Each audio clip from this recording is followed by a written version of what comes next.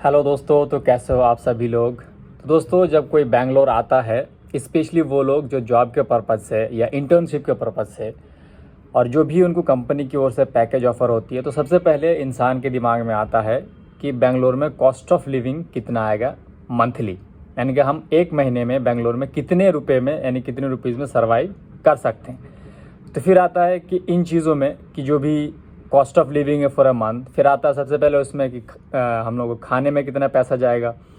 आता है कि हम लोगों को पीजी या फिर अगर फ्लैट रेंट पे लेते तो उसमें रेंट कितना जाएगा। उसके बाद आता है कि अगर पीजी या फ्लैट में रहते हैं तो ऑफिस का लोकेशन क्या होगा, और ऑफिस के लोकेशन से या तो पास में होगा या दूर में होगा, उसका ट्रांसपोर्ट का लोकेशन आई मीन फेयर क्या होगा। तो ये सारी चीज़ों का ख्याल रहता है किसी भी लोकेशन में जब इंसान जॉब के पर्पज़ से या फिर इंटर्नशिप के पर्पज़ से जाता तो, क्योंकि पैकेज जो कंपनी देती है वो ठीक है, उसके अलावा जो आपका एक्सपेंस है वो इंपॉर्टेंट है कि इंसान कैलकुलेट करता है कि मेरा कितना एक्सपेंस आने वाला है।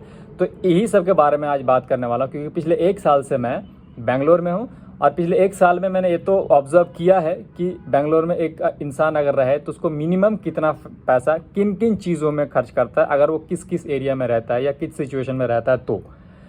तो इस वीडियो में जो मैंने मेंशन करा है डिस्क्रिप्शन में भी कि एक इंसान मिनिमम 10,000 में सरवाइव कर सकता है बेंगलोर में। वो सिर्फ सरवाइव कर सकता है। मिनिमम 10,000 अगर आप स्पेंड करते हैं अपने ऊपर सिर्फ लिविंग के लिए बेंगलोर में, तो सर्वाइवल हो सकता है। उसमें से 5,000 रुपीज़ आपको फ्लैट में चला जाएगा, यानी कि पीजी में। फ्लैट में आपको 5,000 में नहीं मिलेगा, वो तो चांस ही नहीं है कि बेंगलोर में आप 1 BHK भी नहीं मिलेगा, इवन 1 RK भी, एक जो सिंगल रूम होता है वो भी नहीं मिलने वाला। तो 5,000 मिनिमम एक पीजी का रेंट होता है। जो नॉर्मल पीजीज होते हैं उसके आगे तो आप 20,000, 25,000, 50,000 चले जाओ, वो आपके बजट के हिसाब से है। लेकिन ये मैं मिनिमम बता रहा हूँ कि मिनिमम से मिनिमम हम कितने में बेंगलोर में सर्वाइव कर सकते हैं, यानी कि रह सकते हैं।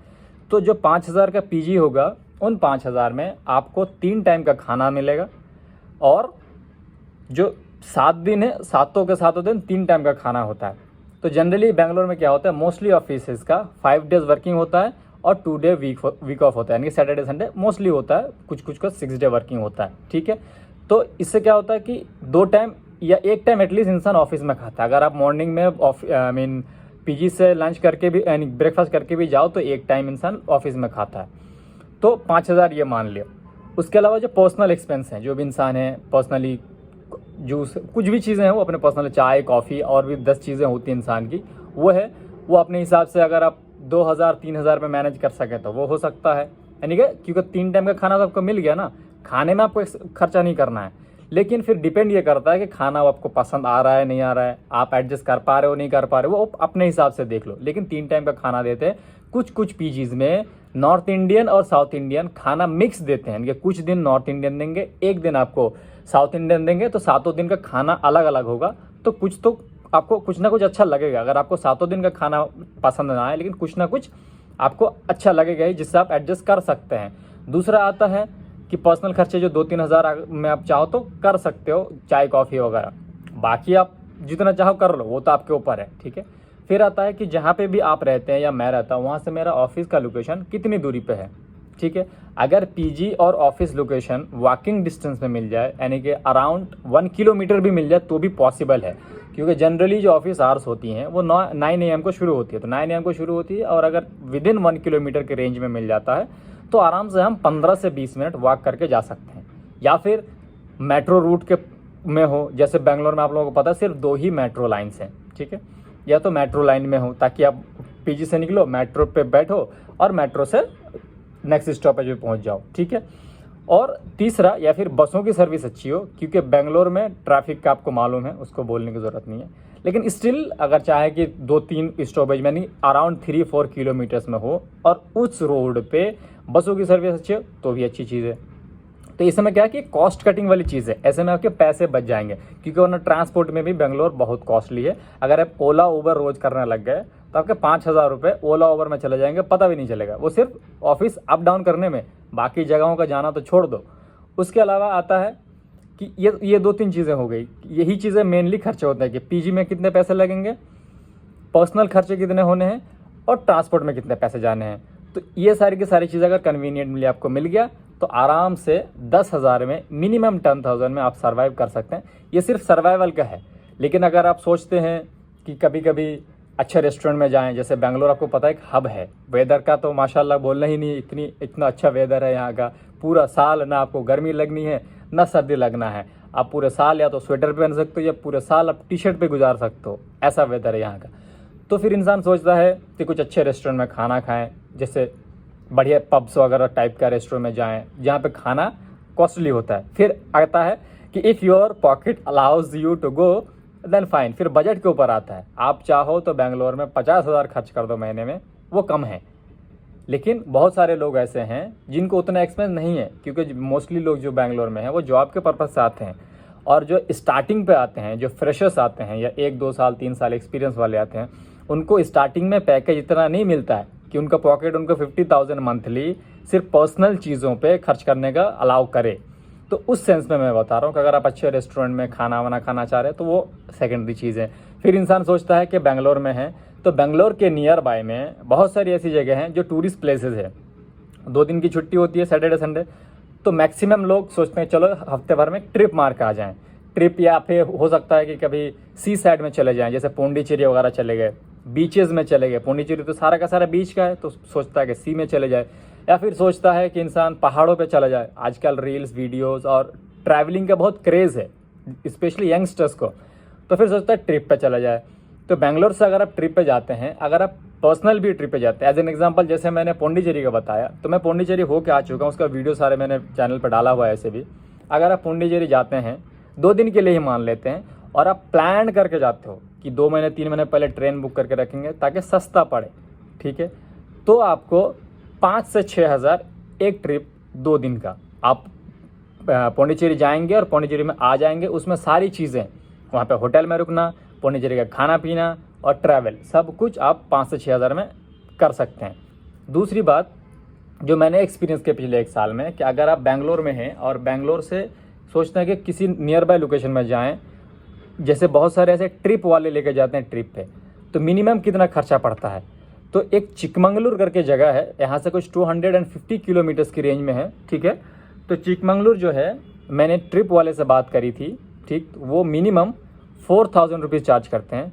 उन 4,000 में आपको ले जाएंगे, ले आएंगे, टेंट और लंच ब्रेकफास्ट देंगे। कुछ चीज़ों फिर से कुछ चीज़ आपको एडिशनली खर्च करनी पड़ेगा, जैसे कि आप 2 दिन के ट्रिप पे गए, जैसे बहुत सारे जू है, पार्क है, स्काई डाइविंग वगैरह होती है, जैसे पहाड़ों पे स्काई लाइन वगैरह होता है ना, रोप रस्सी पे चलने का, उन सबको जो एंट्री है या चार्जेस है वो फिर से आपको अपना देना पड़ेगा। यानी कि अगर आप महीने में एक ट्रिप भी मारने का सोचते हो या 2 महीने भी मारने का सोचते हो कि 2 महीने में 3 महीने में मैं एक ट्रिप मारूंगा, एक सिर्फ, फिर भी 5 से 6 हज़ार रुपये आपको उसमें चले जाएगा। फिर आता है कि बेंगलोर में है, तो बेंगलोर के में रंगीनियाँ, वीकेंड्स में नाइट क्लब्स वगैरह, पब्स वगैरह होती हैं। अगर आप सोचते हैं कि चलो कभी कभी महीने 2 महीने में दोस्तों के साथ, क्योंकि जाहिर है अगर आप ऑफिस में हो तो आपके कलीग्स होंगे, दोस्त होंगे, कहीं ना कहीं कोई ना कोई प्लान करता है कि यहाँ चलते हैं, वहाँ चलते हैं, यहाँ अच्छा रेस्टोरेंट है, यहाँ अच्छा पब है। और बेंगलोर में इन सब की कोई कमी नहीं है। अगर जेब में पैसा है तो मतलब हर दिन मतलब मौज की है। लेकिन फिर से वही बात है कि if your pocket allows you, ठीक है। तो अगर आप पबों में सोचते हैं कि हफ्ते में, 2 हफ्ते में, 3 हफ्ते में, या महीने में, 2 महीने में एक बार चले जाएं दोस्तों के साथ, कॉलीग्स के साथ पार्टी कर लें, फिर से वही बात है कि अगर आप अच्छे पब में जाते हैं तो कुछ पब यहाँ पे ऐसे हैं जिनका मिनिमम एंट्री 1,000 रुपीज़ है, यानी कि 1,000 रुपीज़ आपको सिर्फ एंट्री फी लगेगा। कपल्स हैं तो उनके लिए फ्री है। फिर आते हैं कि फिर कपल भी होना ज़रूरी है, तो उन लोगों के लिए फ्री होते हैं। लेकिन अगर इन जनरल जाते हैं, सिंगल जाते हैं, दोस्तों के साथ जाते हैं, तो 1,000 तो फ्री है, आई मीन एंट्री चार्ज है। उसके अलावा फिर आप जो खाएंगे वो आपका अलग एक्सपेंस है, 2,000-3,000 पर पर्सन जो आएगा वो अलग है। तो ये सारी के सारी चीज़ें हैं कि बेंगलोर में है तो बहुत कुछ, और वैसे नहीं है तो बहुत कुछ नहीं है। जिन पे पैसे हैं उनके लिए हैं, जिन पे पैसे नहीं है या उतना अभी बैकअप नहीं है उनके लिए नहीं है। लेकिन मोरल ऑफ द स्टोरी ये कि बहुत सारे लोग सोचते हैं कि हम बेंगलोर में आ रहे हैं इनिशियल स्टेज पे, बाकी इंसान जब धीरे धीरे काम करता है, एक्सपीरियंस होता, ग्रोथ होता, वो अलग चीज़ है। मिनिमम इंसान सोचता है कि हम आए इनिशियली कहाँ कैसे कैसे क्या लेना है, कैसे होगा। क्योंकि जब कोई भी किसी भी दूसरे शहर से, बेंगलोर हो, हैदराबाद हो, ये कहीं भी जाने का सोचता है जॉब के पर्पज़ से या किसी और पर्पज़ से, स्पेशली वो लोग जो जॉब के पर्पज़ से जाते हैं, तो उनका सबसे बड़ा मसला यह रहता है कि रहना कहाँ है, खाना कहाँ है और ऑफिस कैसे आना जाना करेंगे, ठीक है। तो इन सब के लिए मैंने पिछले 1 साल में यही सब एक्सपीरियंस किया कि अगर आप 10,000 रुपये एक्सपेंड करते हैं तो एक नॉर्मल ज़िंदगी आप काट सकते हैं। इसमें अच्छे रेस्टोरेंट में आप नहीं जा सकते। फिर से वही कि विदिन 10,000 5,000 तो आपको पीजी में लग गया, उसके अलावा जो 5,000 बचते हैं आपके पॉकेट मनी और आपका जो ट्रांसपोर्ट है ऑफिस से घर, घर से ऑफिस, पीजी से घर, पीजी से ऑफिस, तो उसमें से भी अगर बचा सकते हैं, जैसे बच जाते हैं बहुत लोग, जैसे मेरा फ़िलहाल का जो ऑफिस है वो वॉकिंग डिस्टेंस पे है, तो मेरे को ऑफिस जाने की टेंशन है नहीं, तो 5 मिनट में आ जाता हूँ। यहाँ से कुछ 600 मीटर के डिस्टेंस पे मेरा फ्लैट है, ठीक है, तो मैं 10 मिनट में ऑफिस वॉक करके आ जाता हूँ। दूसरा, ना मुझे स्मोकिंग का शौक है ना और किसी अल्कोहल का शौक है, तो मेरे वो भी पैसे बच जाते हैं। मैक्सिमम जो मेरा फेवरेट है वो चाय और कॉफ़ी, वो कितना ही करेगा इंसान सुबह शाम, और ऊपर से ऑफिस आते हैं, ऑफिस में 2 टाइम 3 टाइम 4 टाइम जितना चाय कॉफ़ी पीना है वो आप पी लो। उसके अलावा थोड़ा बहुत आप दोस्तों के साथ हो तो वो अलग चीज़ है। तो फिर वही आती है कि अगर इन 4-5 हज़ारों में से 1,000-2,000 रुपये महीने में अलग से बचा ले रहे हो, तो फिर वही है कि 2,000 का आप महीने में पार्टी करो, घूमने जाओ, अच्छे रेस्टोरेंट में खाना खाओ, 1 बार जाओ 2 बार जाओ, फिल्म देखने जाओ, क्योंकि नई नई फिल्में आती रहती हैं, और नई फिल्मों का जो first day first show second day जाओगे तो 400 500 600 का टिकट आपको पड़ जाता है। तो ये सारे के सारी चीज़ें हैं, सब कुछ पॉसिबल है, बट इफ़ अगर प्लान से करते हैं, आप प्लान करके मैनेज करके करते हैं, क्योंकि जिनका पैकेज हाई नहीं होता उनको प्लान करना पड़ता है। अगर हाई पैकेज है तो आपको फिर सोचना नहीं पड़ता कहीं जाने के लिए, कुछ करने के लिए, खर्चा करने के लिए, फिर आपके पॉकेट में है, you can afford that much. But if you are not earning that much, then you have to consider before visiting any pub, restaurant or any other location, tourist spot or traveling anything, ठीक है। तो before that you have to plan it, but अगर है तो well and good।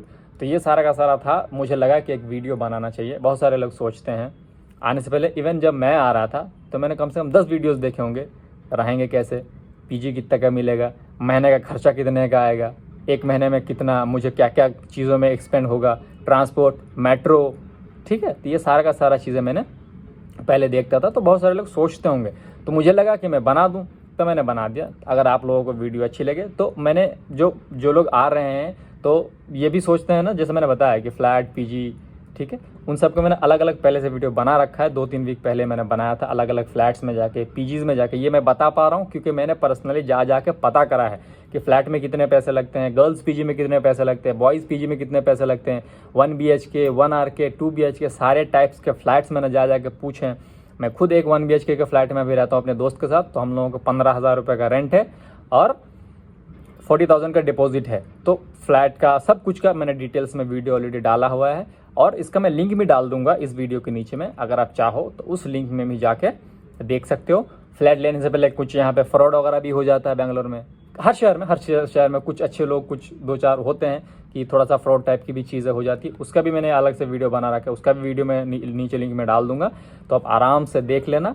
और अगर आपको video अच्छी लगी तो गुड, अच्छी बात है, थैंक यू फॉर वॉचिंग, और अपने दोस्तों को शेयर करो अगर वो लोग बेंगलोर प्लान कर रहे थे, क्योंकि मैं बेंगलोर में हूँ और मैं ये वीडियो उन लोगों के लिए बनाया हूँ जो लोग बेंगलोर आ रहे हैं, क्योंकि अदर सिटीज़ का मुझे पता नहीं, दिल्ली का पता है, तो जब दिल्ली का होगा तो बनाएंगे, बट बेंगलोर का मैं अभी फ़िलहाल के लिए बात कर रहा हूँ। तो that's it, thank you so much, फिर मिलते हैं किसी नेक्स्ट वीडियो में।